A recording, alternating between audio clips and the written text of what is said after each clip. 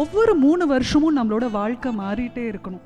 நம்ம இருக்கிற இடத்துல இருந்து கொஞ்சம் தூரம் வந்திருக்கோமா, நம்மளுக்கு பிடிச்சவங்க, நம்ம ஆசைப்படுறவங்க நம்ம கூட அந்த பாதையில் வந்திருக்காங்களா, have we reached our destination or at least are we close to our destination?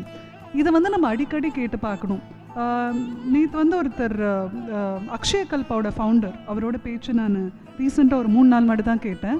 அவர் ஒரு நாளைக்கு எத்தனை வேலை பார்ப்பீங்க, இவ்வளோ ப்ராக்ரெஸ் வந்திருக்கு, இவ்வளோ ப்ராப்ளம்ஸ் ஃபேஸ் பண்ணியிருக்கீங்க, இவ் கம் தஸ் ஃபார். அவர் சொன்னார், நான் காலையில் எழுந்திரிச்சா 3 வேலை செய்யணும்னு அந்த 3 டாஸ்க் எழுதுவேன், அந்த 3 டாஸ்க்கை நான் கம்ப்ளீட் பண்ணிடுவேன். So it's small simple things in a disciplined way.